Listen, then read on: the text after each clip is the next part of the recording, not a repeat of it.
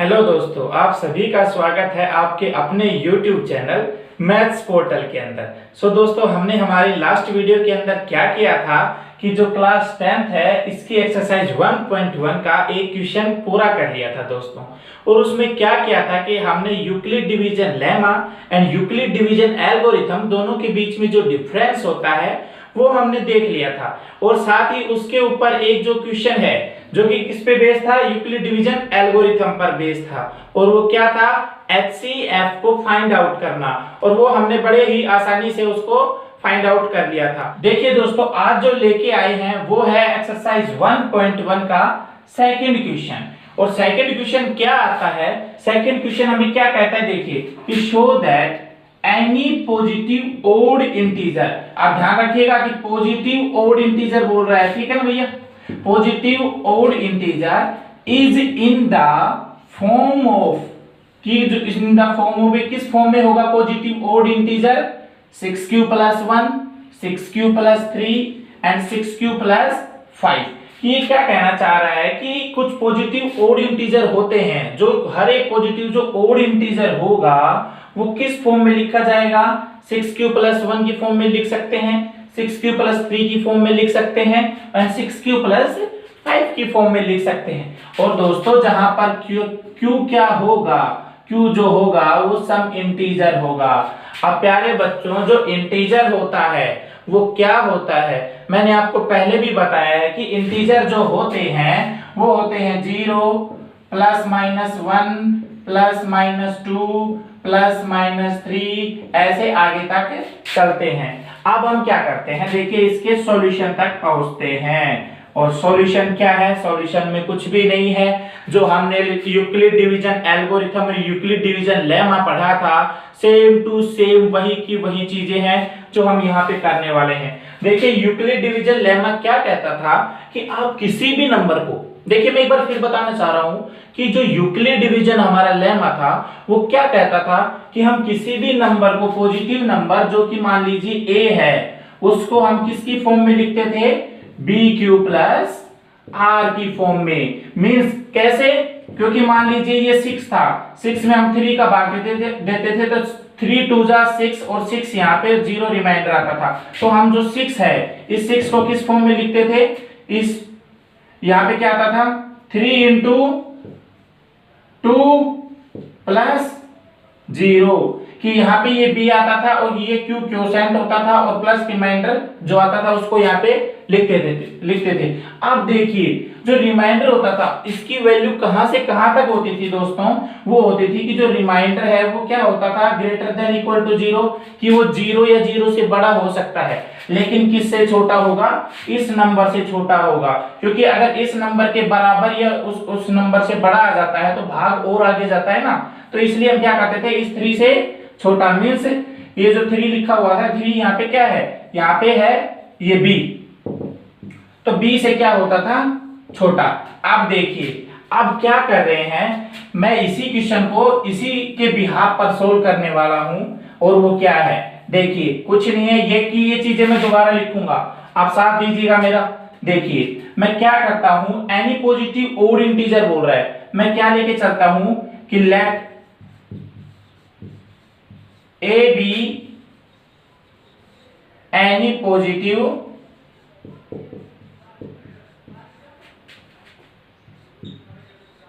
Integer, कि मैं लेके चलता हूं कि a क्या है, a कोई पॉजिटिव इंटीजर है। पॉजिटिव इंटीजर मींस प्लस का 1 है, प्लस का 2 हो सकता है या प्लस का 3 हो सकता है, कुछ भी हो सकता है। मैंने मान लिया लेट इट बी a, कोई भी a है जो कि क्या है, पॉजिटिव इंटीजर है। अब दोस्तों मैं क्या करता हूं, यूक्लिड डिवीजन जो है उसका यूज करता हूं। उसके अंदर मैं क्या करता हूं, एंड लेट करता हूं हेयर b की वैल्यू जो है, भाई ये तो a मान लिया, अब मैं b की वैल्यू क्या मानता हूं दोस्तों, b की वैल्यू देखिए इधर इन्होंने 6 दिया है, तो मैंने क्या मानता हूं, लेट b की वैल्यू क्या है, 6। अब देखिए बाय यूक्लिड डिवीजन डायरेक्ट वो का वो है, कुछ भी अलग नहीं है, जो हमने पहले पढ़ा है वो का वो लिखने वाला हूं, उससे 1% भी ज्यादा नहीं लिखूंगा। ध्यान से देखिएगा, by Euclid division, UEUCLID Euclid division, Euclid division से यूक्लिड डिवीजन क्या कहता है दोस्तों कि जो ये a है, a को आप 6q प्लस r की फॉर्म में लिख सकते हैं। भाई लिख सकते हैं, ये b हो गया, ये a हो गया, और हम कहते हैं कि a को bq प्लस r की फॉर्म में लिखते हैं। अब साथ ही यहाँ पे जो r है उस r की वैल्यू क्या होगी? देखिए दोस्तों, r की वैल्यू हमें सबको पता है कि ग्रेटर देन इक्वल टू तो 0 होती है, कि 0 या 0 से बड़ा होता है, और किससे छोटा होता है? इस यहाँ पे जो नंबर आता है 6 या b, इस b से हमेशा छोटी होती है। इक्वल टू भी नहीं होती, छोटी होती है, क्योंकि इक्वल टू हो जाएगा तो भाग और आगे जाता है। तो r की वैल्यू रिमाइंडर हमेशा इस 6 से छोटा होगा और 0 से बड़ा और इक्वल होगा। आप देखिए मैं इसको रब कर रहा हूं भैया ना। अब देखिए इसके ऊपर अगर हम देखते हैं कि r की वैल्यू 0 से बड़ी और किससे छोटी? 6 से छोटी है, तो r की पॉसिबल वैल्यूज क्या आएंगी भाई? पॉसिबल वैल्यूज ऑफ r क्या आएंगी? सो द पॉसिबल वैल्यूज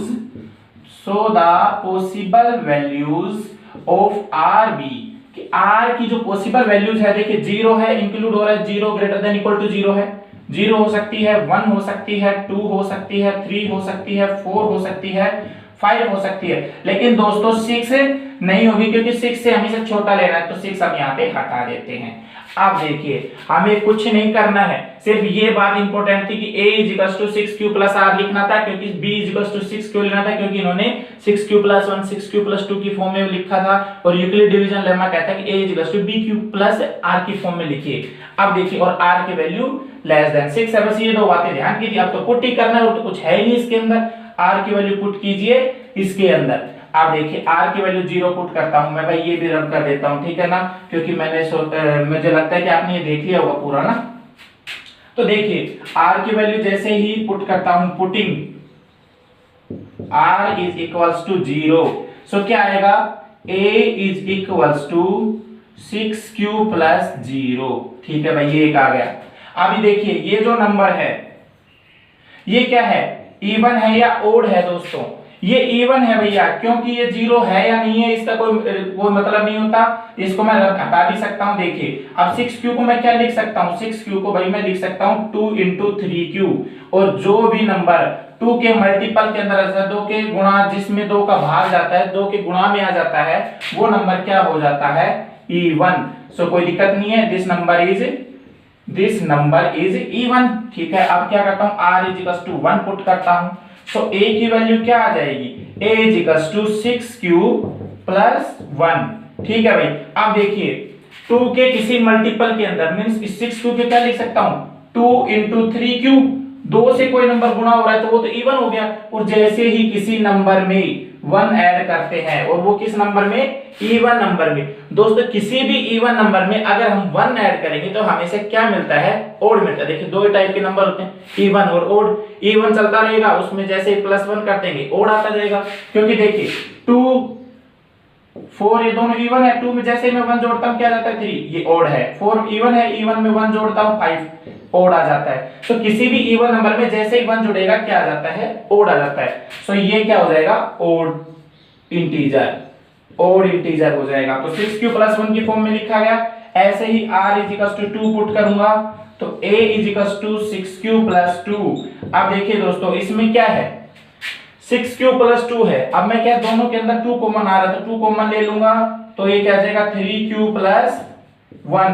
अब देखिए ये पूरा का पूरा कोई इंटीजर है भाई, q एक इंटीजर है, और q इंटीजर में अगर मैं 1 ऐड करूंगा तो भी इंटीजर ही रहेगा, और वो का पूरा इंटीजर 2 के मल्टीप्लाई हो रहा है, तो 2 से जो मल्टीप्लाई होता है वो इवन हो जाता है। तो देखिए ये भी क्या हो जाएगा? इवन। सो 6q प्लस 2 भी क्या लिखा जाएगा? इवन लिखा जाएगा। लेकिन हमें क्या प्रूव करना है? 6q प्लस 3 को और प्रूव करना है।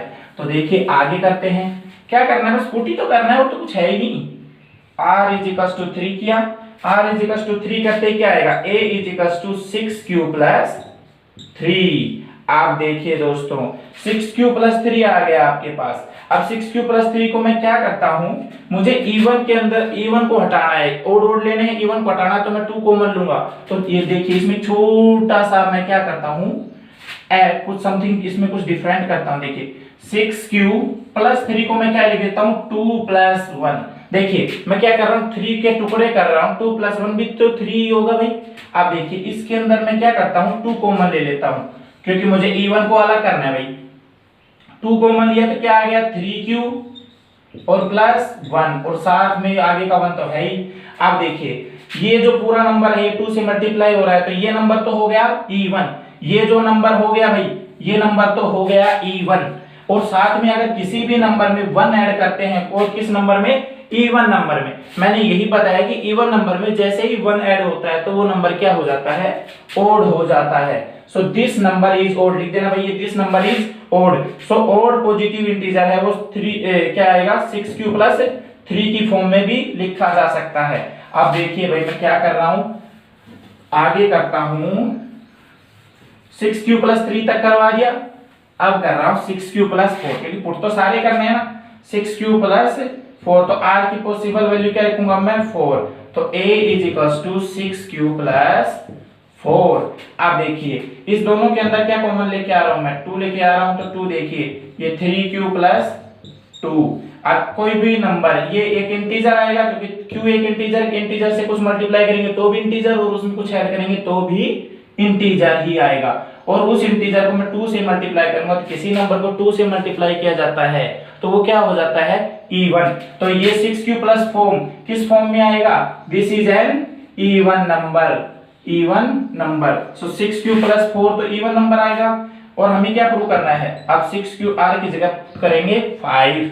अब a = 6q + 5, ठीक है भाई, 6q + 5। और इसके अंदर में भी वही छोटी सी बात कर लेता हूं, 5 कुछ ज्यादा लंबा, आप सोचेंगे सर 5 तो ऐसे E1 ओड हो जाता है, तो आप क्या करिए, 6q + 4 + 1 कर दीजिए। तो देखिए इसके अंदर क्या आता है, इसके अंदर मैं 2 कॉमन ले सकता हूं भाई, 5 के अंदर तो कॉमन ले नहीं सकता था, इसके अंदर ले सकता हूं, तो 2 कॉमन लिया तो क्या आ गया, 3q + 2, और साथ में क्या है, प्लस का 1। अब देखिए दोस्तों कोई इंटीजर है उसको 2 से मल्टीप्लाई करूंगा भाई, ये पूरा इंटीजर ही आएगा। देखिए आप सोचिएगा कि इंटीजर को, ये क्यों इंटीजर है, और इंटीजर को इंटीजर से मल्टीप्लाई करूंगा, इंटीजर आएगा, और उसमें 2 ऐड करूंगा तो भी इंटीजर ही आएगा। क्योंकि देखिए 3 × 2 + 2 करूंगा तो 3 × 2 = 6, 6 + 2 8, भाई ये भी तो एक इंटीजर ही है, और इंटीजर को 2 से मल्टीप्लाई करूंगा तो 16 आएगा, वो क्या आएगा, एक इवन नंबर आएगा। सो देखिए ये जो नंबर हो गया, this is an even number, और इस इवन नंबर में 1 और ऐड हो रहा है। तो दोस्तों किसी इवन नंबर में जब 1 ऐड होता है तो वो क्या हो जाता है, it becomes an odd number, odd number में चेंज हो जाता है। सो हमने क्या कंक्लूड किया, यहां से हमने यही कंक्लूड किया कि जो r की वैल्यू थी किस किस पे, भाई 6q + 1 पे,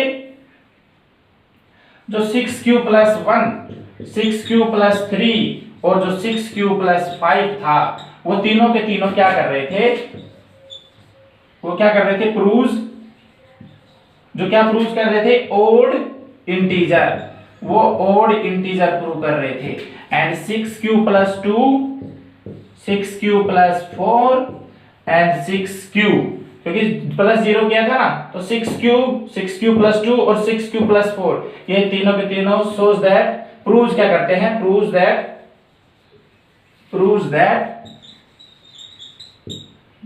a is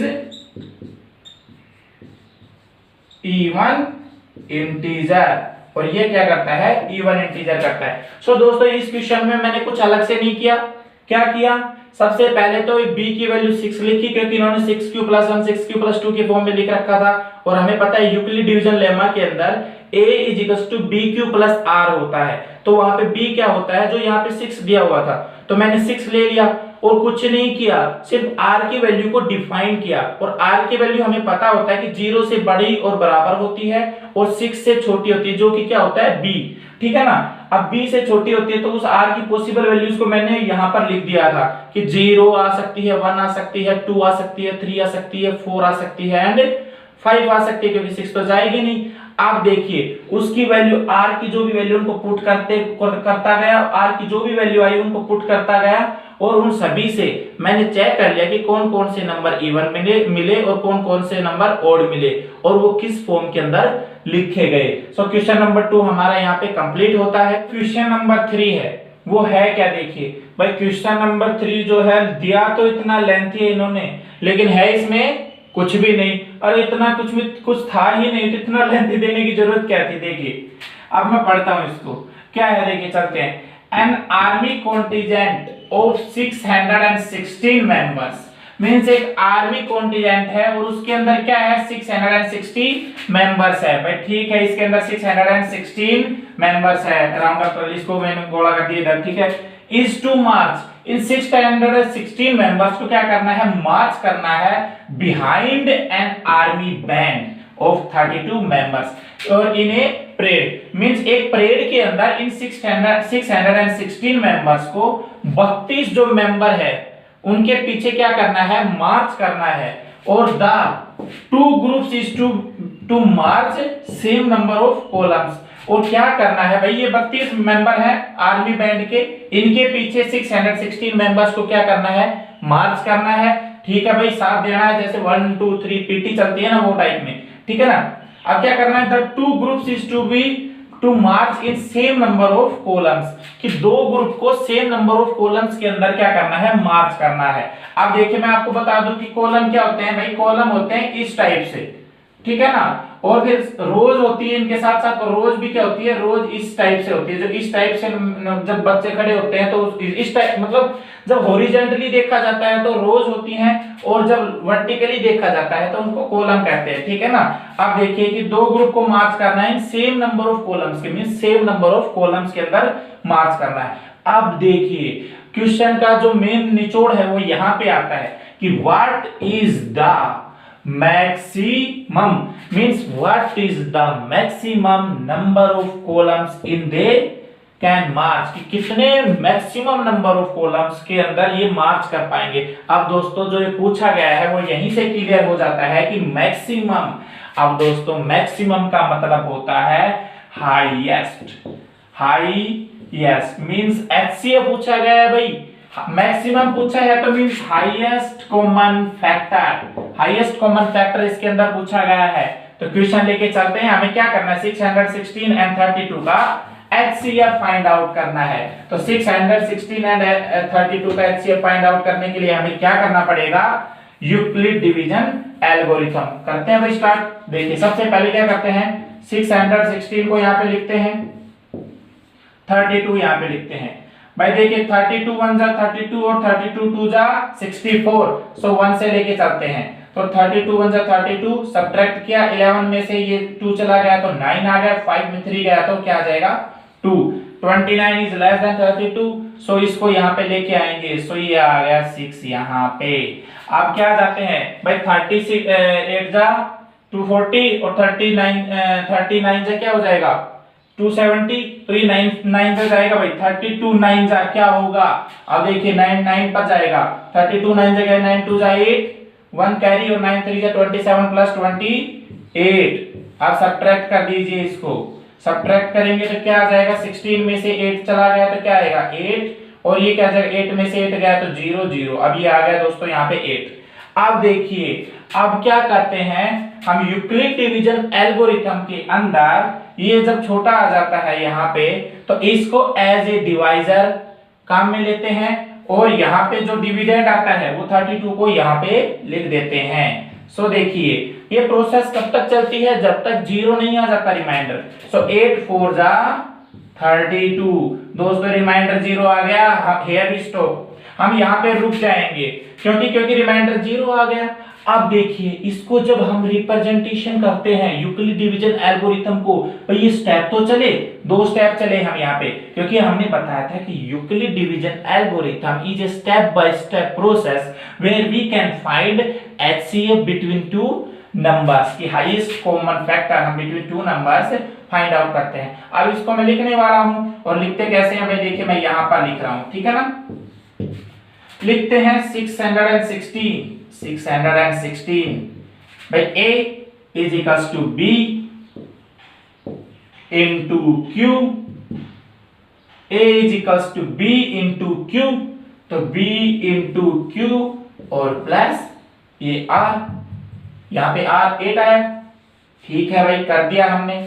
अब क्या चलते हैं सेकंड स्टेप। सेकंड स्टेप के अंदर क्या था, here a is equal to 32, so 32 is equal to